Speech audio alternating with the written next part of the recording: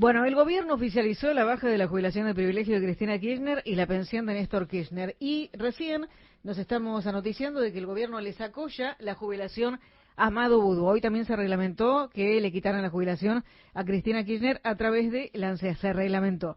Y es por eso que estamos en comunicación con Florencia Marcarian, que es abogada previsional. Porque la pregunta es, ¿se puede quitar la jubilación de privilegio? Florencia, ¿cómo te va? Buenas tardes. Muy buenas tardes, un placer. Bueno, Florencia, a ver, vos sos abogada previsional y por supuesto tenés más detalles de lo que significa esto. Primero, antes de entrar en un poco en cada uno de los ítems importantes respecto de esta ley, quisiera que me cuentes qué opinas vos respecto de las jubilaciones de privilegio. A ver, con respecto a este tipo de jubilaciones, realmente creo que la gente se está fijando más que nada los jubilados, no los pensionados también, en qué es lo que están ganando determinados funcionarios, pero porque hoy en día el dinero no alcanza, ¿no? Se está discutiendo hoy, que finalmente se suspendieron las prestaciones de privilegio, tanto de Cristina como de Amado Boudou, y mientras también hay otras noticias que tienen que ver con los jubilados de la mínima, que van a cobrar para el mes de diciembre con el aguinaldo, con el bono, un mes en el que hay fiestas, celebraciones y en el que uno quiere estar bien, 459.000 pesos, Sí, ¿no? claro, Contra sí. valores de 20 millones. Sí. Entonces se entiende que haya quienes no aceptan que existan este tipo de jubilaciones y pensiones de privilegio, porque no solamente para aquel que ejerció la función pública, sino también para los causavientes, ¿no? Uh-huh. Para quienes tienen derecho a pensión. Bien. El problema está sí. en que, más allá de estas resoluciones que se han dictado, habría que pensar a futuro, y quizás en un futuro no tan lejano, en sancionar una ley que justamente quite estos privilegios, como el presidente hoy electo ha mencionado que quería no cobrar su jubilación de privilegio y que tampoco lo cobren de aquí en adelante quienes actúan como presidente. Concretamente Javier Milei lo desestimó, ¿no? Bien, perfecto. Sí, yo creo que es interesante lo que vos decís. Creo que se tendría que ampliar un poco más todavía. A mí me da la sensación que la gente está muy enojada con muchas cosas. Por ejemplo, que los senadores, los diputados cobren cierta cantidad de dinero que excede, ¿no? Y que si uno compara incluso con el sueldo del presidente y la vicepresidenta, es muy por encima en el caso, por ejemplo, de los senadores. Pero vamos a volver a lo que es las jubilaciones de privilegio. A ver, ¿qué dice la ley sobre la posibilidad de dejar de pagarlas? A ver, la ley lo que establece es que la jubilación, la pensión de privilegio, el retiro, no lo puede cobrar aquel que, previo juicio político, ¿sí?, o previo sumario, haya sido removido por el mal desempeño en las funciones. Es decir, que lo tienen que haber removido en el ejercicio de sus funciones, pero con un juicio político o con un sumario. Bien, te pregunto, porque hoy justamente se generó la polémica. Cristina Kirchner hizo un descargo a través de Twitter, donde especificaba, ¿no?, que, por ejemplo, Carlos Menem fue condenado, fue imputado, sí tuvo varias causas y condenado en algunas causas, pero bueno, salió Zulemita Menem a decir, pero mi papá no tenía sentencia firme. Y de hecho, en la última causa de Cristina Kirchner no tiene sentencia firme. ¿Esto influye? Por supuesto que sí. En el caso de Menem, no es que estaba condenado, porque no había una sentencia firme. Sí. Uno no puede decir, ya está condenado, claro, tiene que ir a prisión. Uh-huh. Pero además, cuando la persona fallece, que fue el caso de Carlos Saúl, cuando falleció y tenía causas pendientes, una vez que la persona fallece, se extingue, ¿sí? Las causas quedan extinguidas. ¿Contra quién se van a seguir? ¿A quién van a declarar culpable de algún delito? Uh-huh. No hay a quién declararlo, no es que se extienda a otras personas, ¿sí? Uh-huh. No existe ese tipo de responsabilidad. Sí. Ahora, en el caso de Cristina, que aún está, y también hay que analizarlo, ¿no? Este tema que genera tanto debate, porque es cierto bueno, el tema de Carlos, de Carlos Saúl, que lo seguía cobrando. Pero justamente, en su caso, la sentencia no estaba firme, lo mismo que sucede con Cristina. Esto se va a apelar, va a ir a la corte. Entonces, todavía va a quedar en libertad, seguramente va a pasar un tiempo, quizás pasen algunos años hasta que esté la sentencia firme, ¿no? Por eso, más que nada para desalentar esta idea de que la gente es condenada y va a prisión, no, esto no pasa así. Pasa tiempo, ¿no? Porque hay que recordar que la condena fue de 6 años por administración fraudulenta. Sí, claro, sí, es cierto. De todas formas no se puede, no hubo un efecto respecto de lo que es la asociación ilícita, ¿no? Una decisión respecto de eso. Ahora, yo te pregunto, digamos, en el caso de la pensión, porque Cristina también cobraba la pensión, ¿esto también, digamos, es pasible de que se le pueda quitar así tan libremente?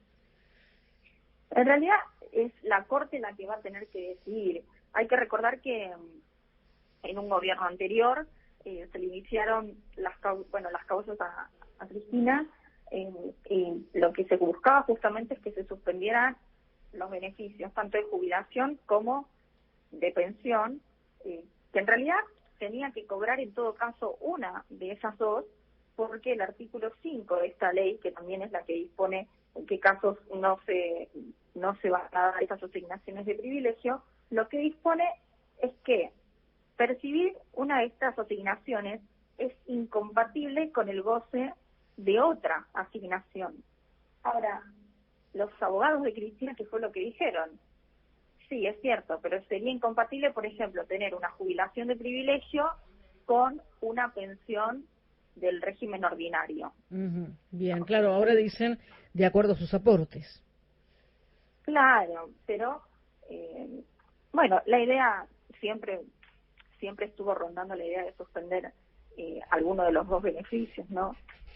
Que, por supuesto, hoy en día está alrededor de los 20 millones, y es un número que quizás son discusiones más allá de la condena, y que con la condena viene la inhabilitación también para ejercer la función pública. Hay que tener en cuenta que, bueno, estos valores son valores que no maneja una persona que ha trabajado 30 años en relación de dependencia en el puesto de gerente de alguna empresa. Si hay alguien que esté cobrando eso, yo realmente lo dudo. Por eso, ¿no?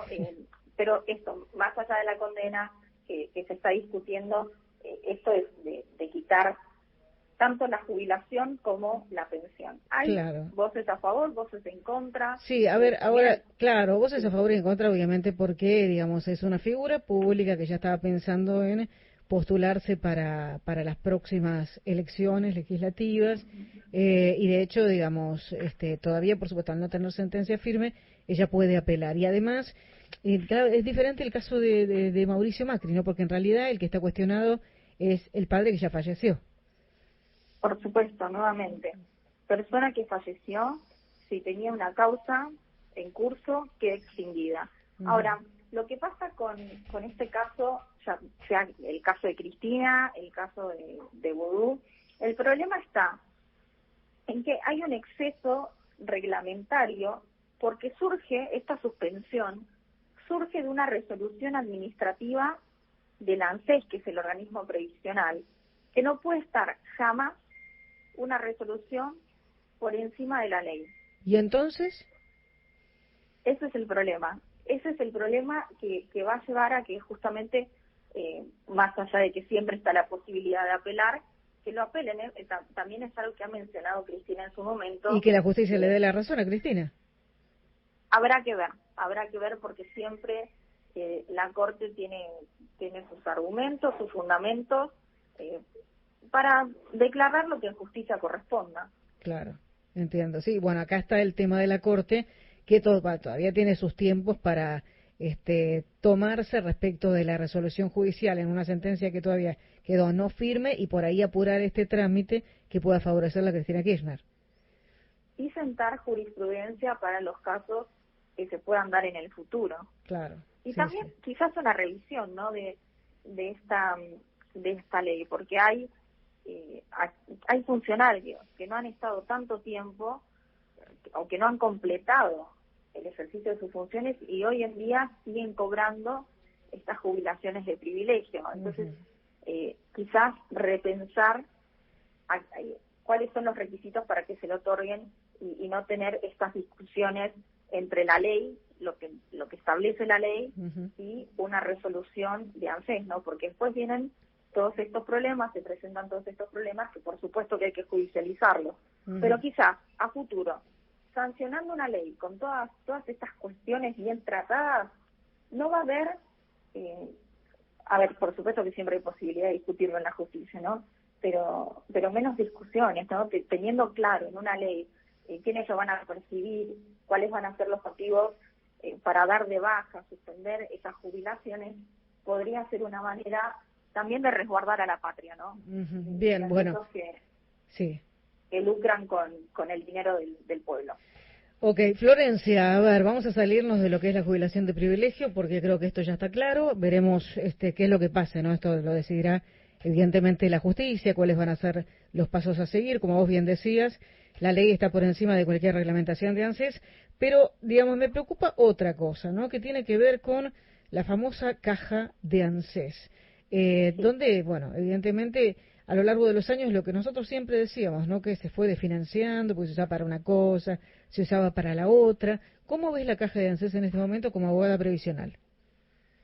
Bien, hay que recordar esto, que la caja de ANSES no solamente se compone de los aportes de los trabajadores activos, sino de distintos impuestos que están afectados directamente a esa caja, que hacen al fondo del ANSES. Por ejemplo, son más de 100 impuestos. Mira, 100 impuestos que nos cobran a nosotros. Que van directos, claro, y que van a la caja del ANSES. Ajá, por eso es tan grande, digamos. ¿Cómo? Por eso es tan grande. Claro, y cuando se sostiene que el sistema previsional es difícil de seguir soportando ese sistema, ¿no? Con tan bajos aportes. Hay que recordar esto, que no solamente son los aportes, que también es lo que ingresa por los impuestos, y más allá de esto, y en consonancia con el gobierno, con este gobierno, y que se ha descubierto una cantidad de prestaciones, de beneficios que se han otorgado irregularmente. Bueno, es algo bueno porque todo ese dinero se va a recuperar y finalmente va a ir a quien tiene que ir, ¿no? Sí, yo te digo, en este punto te voy a decir, discuto en algunas cosas, por ejemplo, las pensiones por discapacidad, ¿no? Hay gente que cobra pensión por discapacidad y bueno, está bien dado, porque por supuesto hay que aclarar las cosas, porque a veces son títulos y después se desvirtúa absolutamente todo. Cuando vos vas al ANSES, tenés que presentar toda la documentación y si no la tenés, evidentemente, o es trucha, eso salta automáticamente y la gente no puede cobrar una pensión por medio de un organismo oficial como es el ANSES. Pero por fuera de eso, yo te quería preguntar más que nada sobre el tema de la jubilación. Vos sabés que hay algunos abogados previsionales que salen por redes sociales y dicen, entre otras cosas, si te vas a jubilar, preocupate de averiguar cuáles son los aportes a partir de los 50 años. ¿Por qué? Bueno, es importante conocer, en realidad, ver qué es lo que figura en el organismo previsional, cuáles son los aportes que efectivamente tiene, porque a veces, hoy menos, ¿no? Hoy se tiene mayor acceso, uno puede entrar a la página de la ANSES, a la página de NACIP, ver si le están aportando.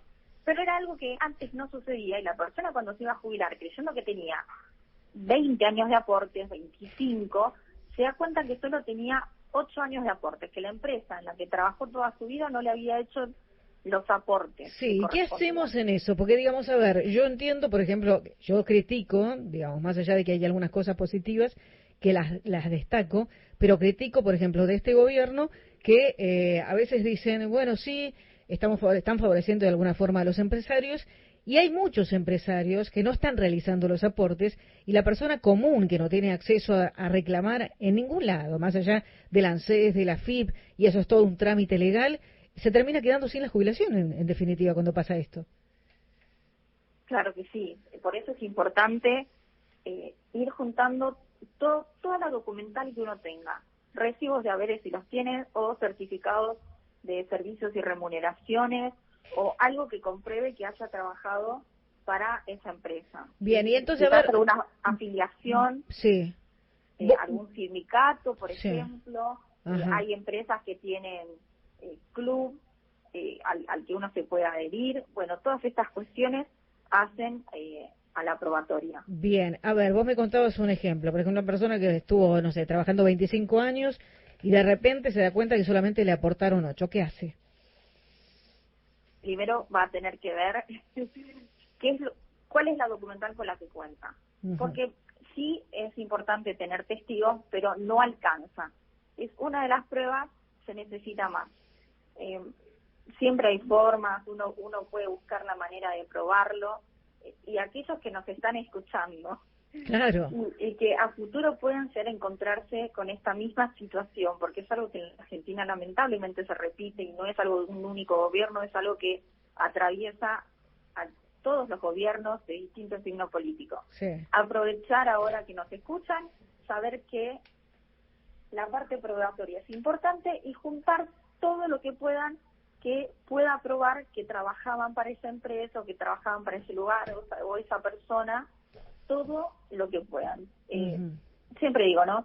Por ejemplo, a ver, yo te pregunto, porque digamos, me acuerdo de un caso particular y creo que, digamos, si lo estamos contando es porque seguramente del otro lado puede haber gente que se está por jubilar o algunos que dicen, y yo tengo los aportes, ¿de verdad me los están pagando? Recuerdo, mira, el caso de mi suegro, ya no está más mi suegro, pero en su momento tenía que ir al juzgado tal, hasta que llegué al juzgado de San Martín, fui yo personalmente, y me decían, no, mira, lo que pasa es que acá los papeles, el lugar se incendió, ¿viste? Y entonces algunas cosas se digitalizaron y otras no, porque esto está pasando aquí en nuestro país, ¿no? ¿Y ahí qué hacemos? Sí.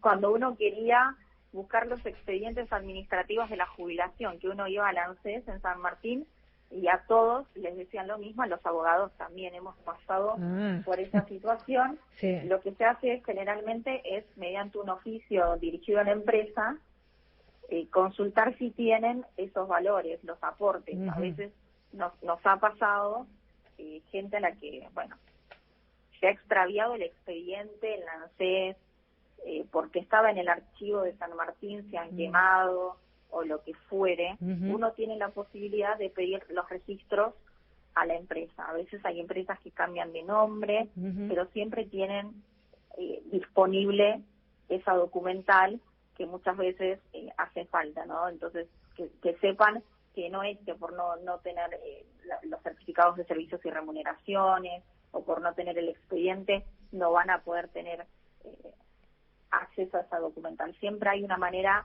de reconstruir ese expediente. Bien, este es un tema. El otro, la jubilación comienza en la edad preestablecida, ¿no? 60, 65 años, dependiendo hombre o mujer. ¿Qué pasa si una persona ya tiene más de 25 años de aportes y tiene, por ejemplo, 56 años? 25 años de aportes y 56, o sea que todavía le quedan varios años para llegar, bueno, si es mujer, tiene que llegar a los 60. Ajá. Bien, no hay Así forma de decir, me quiero jubilar con antelación y que me descuenten algo, nada. No, para poder jubilarse anticipadamente tienen que tener los 30 años de aporte, sí, que muchas veces pasa, ¿no? Gente que ha comenzado a trabajar a temprana edad, sí, pero tenía que no estar trabajando a julio del 2023. Entonces, a veces se hace difícil, ¿no? Porque quizás no estaba trabajando, pero estaba aportando en el monotributo, sí, y eso impide que uno pueda acceder a la anticipada. Ajá. ¿A la anticipada quiénes acceden, digamos? A ver, tenés 30 años de aporte y... Tengan 30 años de aporte, sí, pero que no estuvieran trabajando a junio del 2023. Que no estuvieran trabajando a junio de... Claro, que no estuvieran aportando en realidad. Ajá. Ok, o sea que... Pero tenés que tener... ¿Cuántos años de diferencia hasta llegar a los 60? 5 años. Pueden retirarse hasta 5 años antes. 5 años antes. Te lo pregunto, los docentes tienen esta posibilidad, no se van a los 55, ya se jubilan, de hecho. Claro, que bueno, también tiene un régimen diferencial, sí, y se entiende, ¿no? Se entiende. Sí, totalmente diferente. Digo, por lo menos tienen esta posibilidad hasta que cambie. ¿Estás de acuerdo con que la jubilación sea más tardía? Es muy complicado en Argentina. pensar en una jubilación que se extienda la edad, porque se han necesitado y se necesitan al día de hoy las moratorias para poder llegar a completar los 30 años de aportes, y más allá de eso, a veces se piensa en general, ¿no? Uh-huh. Como, bueno, uno todavía a los 60, a los 65 es muy joven, se podría extender, como lo proponían, hasta igualar a los 65, y también se proponía llevarlo a los 75 años de edad. Es un despropósito.